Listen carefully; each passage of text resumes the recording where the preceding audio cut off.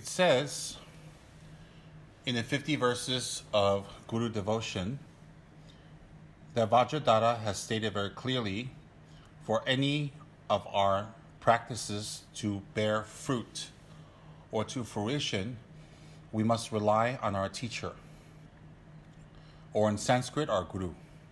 Our teacher, being our Guru, introduces us to the basic teachings and foundations of Dharma, which starts from impermanence and death and refuge, the Four Noble Truths, the Three Principal Paths, the 12 interdependent links, and etc., etc., etc., and up to the highest tantras. So, our scriptural teachers are very important.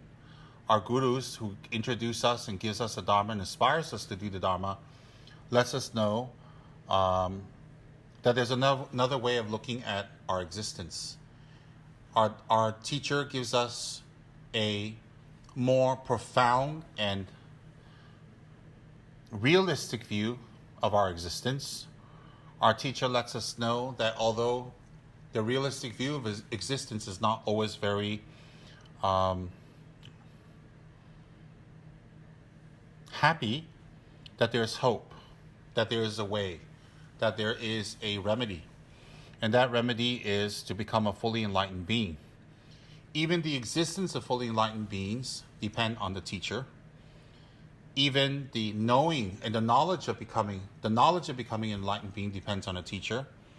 And even after becoming an enlightened being, one recognizes one's teacher that allowed you the great opportunity to be free of suffering and samsara. Basically, to be free of oneself. The millenniums like to say, it's about myself, it's about loving myself, it's about taking care about myself, it's about me time, it's about myself, it's about how important I am, it's about recognizing myself, it's about being kind to myself. The millennials like to use that as some kind of a mantra. That's very true, that we should be kind and loving and forgiving of ourselves, but that has to come with, if we are loving ourselves the right way, and we are taking care of ourselves the right way, and we are producing the right results. Otherwise, it just becomes a very nice millennium mantra that follows the herd. Be nice to ourselves. What does that actually mean? So being nice to ourselves is actually engaging into the understanding of the true nature of existence, living a life that eliminates procuring more suffering, and having a life that not only uses the resources, the planet, and the people around us, but also give back. So, yes, we should be good to ourselves, but we need to be good to others who have been good to ourselves. So that's very important to understand.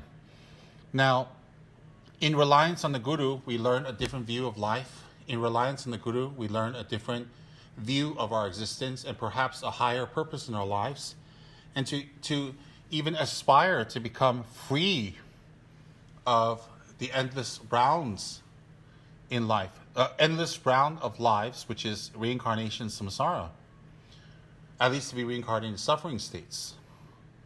So this is all dependent on the Guru. And on top of that, to be completely liberated, to become a fully enlightened being, also depends on the Guru. So therefore, the Guru is pivotal for any spiritual growth, practice, change, and eventually achieving the goal. The Guru is pivotal. Therefore, Vajradhara states, whether the Guru is ordinary and he teaches you, he's an ordinary person that teaches you, he's a kind person, he's a good person, and he teaches you the Dharma, which you practice to become an enlightened being, or that your Guru is a fully attained being, such as a Mahasiddha, and teaches you the Dharma to become enlightened. Either way, it is not the Guru who brought you to enlightenment, but it is the Dharma that brought you to enlightenment. So either your Guru is an enlightened being or ordinary being. If he teaches you the Dharma, you can become enlightened. Having said that, Vajradhara also goes one more step by explained that it's important to view our teachers, whether they are highly attained or ordinary beings, as living Buddhas themselves. Therefore, if we have that view, the blessings will be much more stronger, the blessings will be more potent, and also it inspire us more to become more like our teachers, to have better motivation, to sacrifice, to be able to renounce, and to be able to give our lives over to practicing the Dharma, or at least becoming better people within our lifetimes. So it is very important to view our teacher as enlightened beings, living Buddhas. So whether our guru is an ordinary being or a highly attained being, the Dharma he teaches us brings us to that level of attainment, brings us to the higher level of attainment, which is Buddhahood. Therefore, it is more logical to view our teachers as enlightened beings, giving us teachings to bring us to enlightenment. And hence, remembering Vajradhara's teachings in the 50 verses of Guru Devotion, which we'll have a link towards that on another blog post. In remembering that, in 1987, I had made in 1987, I had gone and received permission from my first teacher, Geshe Losang Tarchen, and my second teacher, Geshe Tsurum Gyaltsen, and also His Holiness Kyabje Rinpoche, my root guru, to become an ordained monk. And so in 1987, at the age of 22-ish, I flew to India to become a Buddhist monk and to be ordained by His Holiness Dalai Lama. I was in Dharamsala for about a month and a half, 2 months for that. After which, when I was ordained, I went to Nepal to go on pilgrimage and to deliver some letters that my teacher had entrusted me to deliver from the U.S. to Nepal. And after Nepal, I was supposed to go down to Ganden, which I did. So I was in Nepal until January, around that time. And it was December, January, February, around that time. And so it was from 1987 to 88. And around February 1988, then I arrived in Ganden Monastery. But let me backtrack. When I was in Nepal in December, around that time, I was there for some work for my teacher and pilgrimage, as I mentioned earlier. And while I was there, I found that the Nepalese are very great artisans. They can make statues from thangkas. They can make statues from metals, from clay. They can paint. And you have artisans of all levels. So I decided to make a statue of His Holiness Kyabje Rinpoche while I was there. So I inquired around with my monk friends there that had become friends, and they had taken me about 45 minutes drive out of Kathmandu to a small area where there was an artisan. The artisan lived with his family, and it was a little bit of a walk from the taxi where we were dropped off into kind of a wooded area. It was rural, but it wasn't like in the middle of the forest, but it's quite rural. And he lived with his family and his children in a simple house, and he made clay statues. And so a lot of people went there to see him. So I went there to see him, and I brought many, many pictures of what I can get of Kyabje Rinpoche. Profile, front, from the top, from the sides, from the back. And I brought it to him, and I asked him to make a statue of Kyabje Rinpoche for me from clay. And so after some light negotiations, which my monk friends helped me with, we settled on about 600 rupees Nepalese at that time. Now, 600 Nepalese rupees at that time is how much in US dollars? So it would be about $5.41 US that time. And a lot of you would say, well, wow, that's really dirt cheap. It wasn't dirt cheap. I was a very poor monk. I had only a few $100s to my name, and $5, $10, whatever dollars would mean a lot. Luckily, the exchange rate was high at that time. So anyway, to make the Rinpoche statue, now when I look back, I think, wow, it's really cheap. But at that time, 600 rupees was quite a lot of money. The artist was extremely nice person. He was friendly, helpful. He was gentle in demeanor and hardworking. And I had read somewhere that when you create Buddha images, holy images, whether it's thangkas, drawings, paintings, or statues, you should make a good relationship with the artist, because when you have a good relationship with the artist, he has a good mind, good energy. He feels happy. So when he creates these images, the images will come out very holy and very powerful and blessed. You don't want to have a bad relationship with the artists, and that would sour or kind of give negative energy to the objects that we are creating. So realizing that, I would go there and visit him almost every 2 days, and I would bring little biscuits and snacks to give him and to please him. And I would check on the statue, the progress of the statue. And luckily I did, because neck down, it was quite easy to make because it's pretty standard. How to make lamas' robes and monks' robes and stuff, because being a Nepalese, he would have seen many monks throughout his lifetime, so it's not difficult. But the head part was difficult. So I had to go every 2 days, sometimes more often, to tell him how to mold His Holiness Kyabje Sarmji's face, head shape, and profile. And so we did a lot of amendments, and he was very patient and helped me do that. And another trick was we had to leave the statue hollow. The reason we left the statue hollow is because so I can fill it with relics and mantras. The pose of the statue is the pose that you would visualize your guru according to the Citta Mani Tara Tantra by Dabo Dorji Chang. So the pose that you see Kyabje Sarmji in the statue is not made arbitrarily. I didn't make it up. It was according to the tantric tradition of Citta Mani Tara. So in Citta Mani Tara's tantric tradition, you visualize your guru with the right hand holding a vajra, the left hand holding a bell, and from each finger, thumb and index finger, they're holding a lotus that opens at the left and right side of the lama's ear. He'll be wearing the 3 robes of a monk and the coat and the yellow hat of a great pandit. So that is according to the Citta Mani Tara tantric system that I had created the Kyabje Sarmji statue. After about 10 days, he finished the statue, and it was to my liking, and he had painted it, and I was so happy with it. I was really, really so happy. And so I gave him gifts and kata, and I remember I gave him a little bit of a tip and some snacks to thank him. And then I brought my statue back, and then the next phase was I contacted some old monks there who took me to a tailor that made the clothes for Kyabje Sarmji, the traditional clothes for a statue, and also the golden hat for Kyabje Sarmji. And while I was there, I also made a Kyabje Sarmji thangka. And the thangka was to represent that the guru emanates the yidam, and the guru emanates the protector. So nearby the monastery I was staying at Samdeling Monastery in Bodha.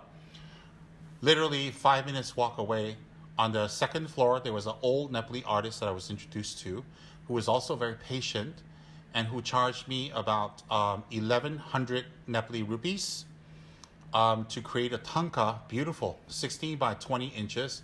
The center being Kyabje Sarmji. From the heart, rays of light emanate, and Vajragini appears. From ray of light and rainbow lights, another figure appears, which is Dorji Shugden. And at the bottom of the thangka, you'll see one monk prostrating eternally to Kyabje Sarmji, and that is myself. And so on the thangka, for this thangka creation, I went every single day also to visit the artist and to give him commentary on how to make the Vajragini, how to make Kyabje Sarmji, how to make Dorji Shugden, and I brought samples and I explained to him. And also on the thangka of Kyabje Sarmji, you'll also see it is according to traditional iconography, as well as Vajragini, and as well as Dorji Shugden. So while I was in Nepal, I was very lucky. I was able to create a statue of my guru, which I wanted on my shrine, and a thangka of himself, his yidam, and his dharma protector to be behind the statue. So I wanted to bring this back to Ganden, and I did. And while I was in Nepal, I went shopping for a metal box that can lock, and I wrapped the statue, wrapped the thangka very thickly, and I put it inside the box, and I closed it and I locked it, and I took it with me on the bus. So when I returned back to India, I went by bus. I didn't have money, so I went by bus. It was a 2-day, 3-night journey. I repeat, it was a 2-day, 3-night journey.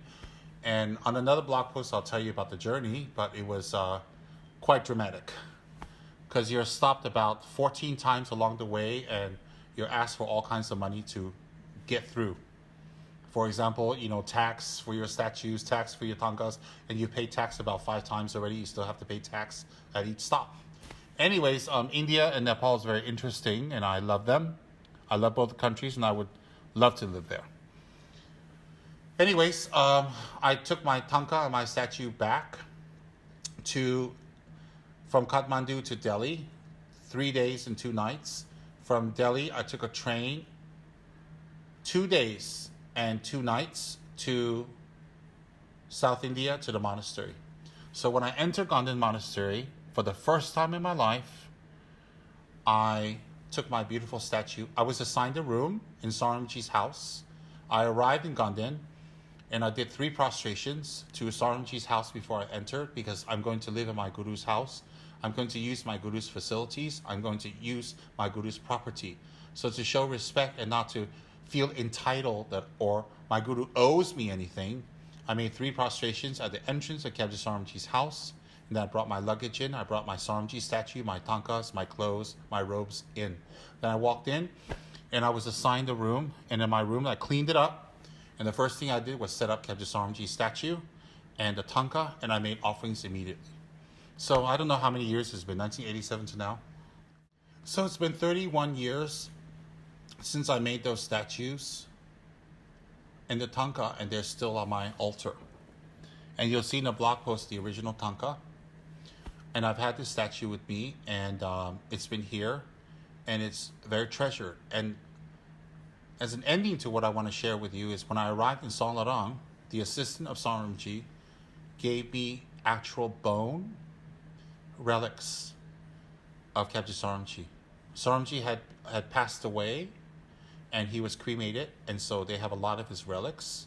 So I actually received bone relics of his actual body, and I have hair from Saramji's goatee, which he gave me when we were in America, and I have some robes of Kyabje Saramji and pills made by Saramji, and I put that inside my statue. And also I have many holy mantras and other relics and other holy items inside the statue, and it was enshrined inside the statue. So my statue of Saramji has the actual relics of Kyabje Saramji, which I got from Songlarang. And after that was all done, then I was very fortunate, because the abbot of the monastery, Kanramji Jesun Jamba Yishi Peelsangbo, Jesun Jamba Yishi Peelsangbo, who was the abbot at the time, did a blessing ceremony and blessed my Saramji statue with the mantras and relics inside, and he also blessed my beautiful thangka. And so I've had these beautiful things with me for 31 years now, and it's part of my very important spiritual items, which I hope when I pass away, we can create some kind of museum here, or some area here where people can go and continue to receive blessings. Anyways, that's how I made my Kyabje Saramji statue, and I've had pictures taken of him from different angles so you can see, and all that. I thought I'd share that little story with you. But the bottom line is this: without the Guru, there is no Dharma. Without the Guru, there is no Buddha. Without the Guru, there is no Dharma. There is no Buddha. There is no Sangha. There is no Buddha, Dharma, and Sangha without the Guru. Without the Guru, we would never hear the name Buddha. Without the Guru, we would never know what the Dharma is. And we can never be a Sangha. We can never practice. We can never become enlightened. Without the Guru, even the opportunity, or even knowing what the opportunity of enlightenment is, would never reach our ears. Therefore, from now and until enlightenment, I take refuge in my Guru. My Guru is the synthesis of all the great Gurus back to Shakyamuni Buddha. My Guru is all the synthesis of all the Dharma, both Sutra and Tantra. My Guru is the synthesis of all the Buddhas, Bodhisattvas, and deities. My Guru is all the Dakas, Dakini, Shravakas, and all the Dharma protectors, and so on and so forth, and all the enlightened beings. So therefore, the statue of my Guru, the thangka of my Guru, represents the full path and scope to enlightenment, and the opportunity afforded to me to traverse that path because I was able to meet my Guru. And that is the reason I created the statue of Kyabje and his thangka. Thank you.